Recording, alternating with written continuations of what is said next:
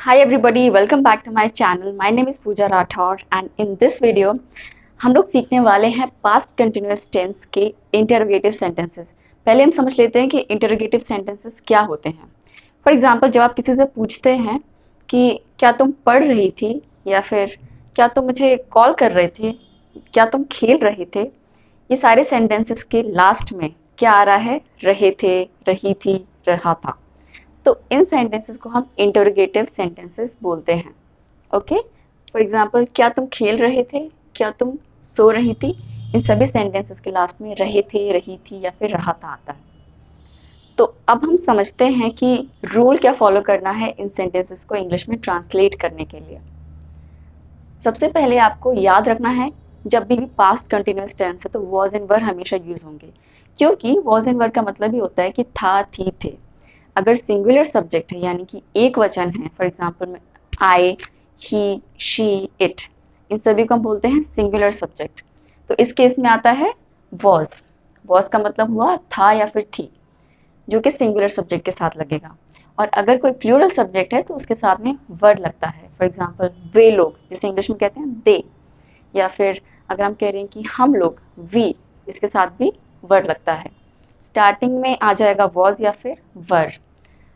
अब देखिए, हिंदी में तो क्या आ रहा है, लेकिन इंग्लिश में वर्ड कहीं नहीं आएगा। इस तरीके से ये सेंटेंस ट्रांसलेट होते हैं। अब वॉज एंड वर आ गया, उसके बाद में आपको सब्जेक्ट लगाना है। पिछले 2 वीडियोस में जहाँ पर हमने अफर्मेटिव सेंटेंसेस सीखे थे, नेगेटिव सेंटेंसेस सीखे थे, तो मैंने आपको अच्छे से एक्सप्लेन भी किया था कि कौन सा सब्जेक्ट वॉज लेता है, कौन सा वर्ड लेता है। सब्जेक्ट मतलब होता है कर्ता, जो काम कर रहा है। मैं, तुम, वह, हम, ये सब सब्जेक्ट हैं। सब्जेक्ट हो गया, फिर वर्ब आ गई। वर्ब यानी कि क्रिया, क्या काम हो रहा है। वर्ब की यहाँ पे फर्स्ट फॉर्म यूज करनी है, जैसे कि प्ले, स्टडी, स्लीप, लाफ, ये सब वर्ब की फर्स्ट फॉर्म है। उसके बाद में आईएनजी लगाना है। आईएनजी क्यों लगाना है? क्योंकि सेंटेंस में ये आ रहा है रहे, रही, तो उसका जो सेंस है वो आईएनजी से ही निकलेगा, इसलिए हम आईएनजी लगाएंगे। और फिर है ऑब्जेक्ट। तो ये रूल जितना कॉम्प्लिकेटेड दिख रहा है उतना है नहीं, हम तब समझेंगे जब हम सेंटेंसेस बनाना शुरू करेंगे। तो चलिए, बहुत इजी हैं सारी ही सेंटेंसेस, लेकिन कुछ ना कुछ आपको यहाँ पे एडिशनल इंफॉर्मेशन भी मिलती जाएगी सेंटेंसेस के साथ साथ। तो let's get started. First sentence is, was she calling me, मतलब कि क्या वो मुझे कॉल कर रही थी। एक लड़की है इसलिए हमने शी लिखा, सिंगुलर है इसलिए वॉज। कॉल करना, इसको इंग्लिश में भी कॉल ही बोलते हैं। कॉल प्लस आईएनजी, मी यानी कि मुझे। सेंटेंस के स्टार्टिंग में आई आता है और सेंटेंस के एंड में हमेशा मी आता है, तो यहाँ पे गलती से भी ऐसे मत बोल देना कि वॉज शी कॉलिंग आई, वो एकदम गलत है। आपको मी कहना है। वॉज शी कॉलिंग मी, एक बार मेरे साथ बोले, वॉज शी कॉलिंग मी। तो गाइस, एक छोटी सी चीज़ जो मैं वीडियो के स्टार्टिंग में बताना भूल गई थी, वो ये है कि इंटरोगेटिव सेंटेंसेस का एक्चुअल मीनिंग इतना है कि आप किसी से सवाल पूछ रहे हैं कि क्या कोई काम हो रहा था। पास्ट कंटिन्यूअस टेंस का है क्योंकि रहा था, रही थी, ये आ रहा है लास्ट में। लेकिन आप किसी से क्वेश्चन पूछ रहे हैं, इसी को बोलते हैं इंटरोगेटिव सेंटेंसेस। तभी आप देख रहे हैं कि हर एक सेंटेंस के या हर एक क्वेश्चन के शुरू में वॉज या फिर वर आया है। तो अब हमने फर्स्ट सेंटेंस देख लिया था, सेकंड सेंटेंस देखते हैं।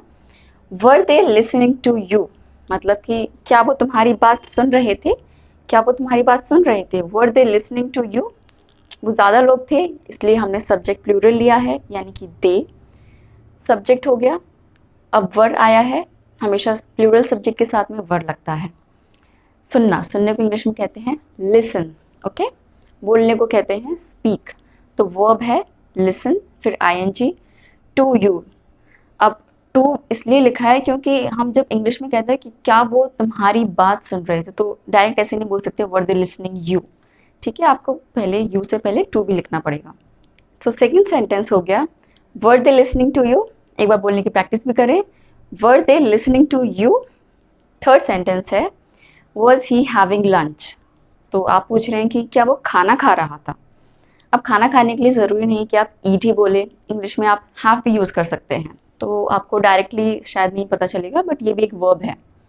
तो ही सब्जेक्ट हो गया, उसके साथ में वॉज आया है। Having lunch, was he having lunch, ये तो हम बहुत कॉमनली यूज़ करते हैं। Was he having lunch, was he having breakfast, was he having dinner. तो इसे अच्छे से प्रैक्टिस करना। Fourth sentence is were they asking for help, यानी कि क्या वो मदद मांग रहे थे। मांगने को इंग्लिश में कहते हैं आस्क फॉर, ठीक है। तो ये होगी verb ask ing and then for help. Were they asking for help, वो बोलने की प्रैक्टिस करें। Were they asking for help. Let's see fifth sentence, was he buying you a gift, यानी कि क्या वो तुम्हें गिफ्ट खरीद के दे रहा था। ठीक है, इंग्लिश में काफ़ी छोटा है सेंटेंस, हिंदी में थोड़ा बड़ा है, लेकिन that's the beauty of this language कि आप बड़ी बड़ी चीज़ों को भी छोटे शब्दों में कॉन्ट्रैक्ट करके बोल सकते हो। So it goes like was he buying you a gift. And अपने एक्सप्रेशन का भी ख्याल रखें कि कैसे आप, आपकी टोन कैसी है, आपके जेस्चर्स कैसे हैं, एंड आपके एक्सप्रेशन कैसे हैं while speaking. Sixth sentence is was the laptop working, यानी कि ऐसा पूछते हैं ना कि क्या लैपटॉप काम कर रहा था, तो इंग्लिश में आप बोल सकते हैं was the laptop working. Seventh sentence is was she taking advantage of him. Take advantage ये एक फ्रेज है जिसका मतलब होता है किसी का फायदा उठाना, ठीक है। सो यहाँ पे सब्जेक्ट शी है, उसके साथ वॉज आया है। टेकिंग एडवांटेज ऑफ हिम, यानी कि क्या वो उसका फ़ायदा उठा रही थी। Was she taking advantage of him. अगर आप एक साथ नहीं बोल पा रहे हैं तो कोई बात नहीं, आप छोटे छोटे टुकड़ों में बांट के भी बोल सकते हैं, but the goal is to learn it and practise, की प्रैक्टिसिंग, अल्टीमेटली अच्छे से निकलेगा वो। Was she taking advantage of him, क्या वो उसका फ़ायदा उठा रही थी। Eight sentences, were they making fun of you या फिर वर दे टीजिंग यू, मतलब दोनों का एक ही है कि क्या वो तुम्हारा मजाक उड़ा रहे थे या क्या वो तुम्हें परेशान कर रहे थे। तो मजाक उड़ाने को कहते हैं make fun of, okay. And इसकी जगह पे आप बोल सकते हो वर दे टीजिंग यू, दोनों ही सही है। Ninth sentence is was she feeling scared after watching the horror movie, यानी कि क्या वो हॉरर मूवी देखने के बाद डर रही थी।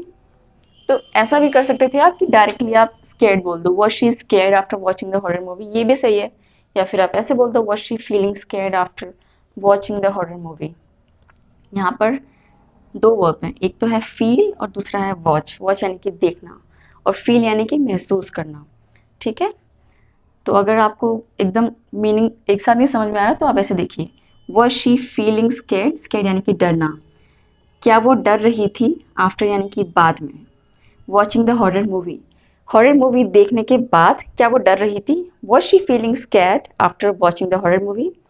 Practice with me, was she feeling scared after watching the horror movie.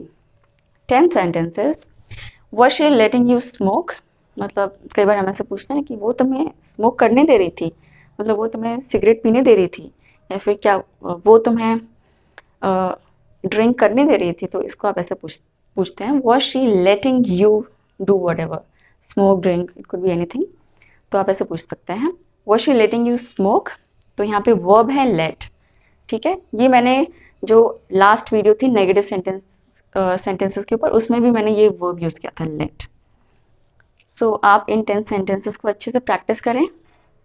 Take the screenshot and I hope ये सेंटेंसेस आपके लिए यूजफुल होंगे। So I see you guys in my next video of interrogative sentences type 2. Till then, keep learning English, keep practicing, and like, share, and subscribe to my channel if you found it useful. See you guys in my next video. Till then, bye.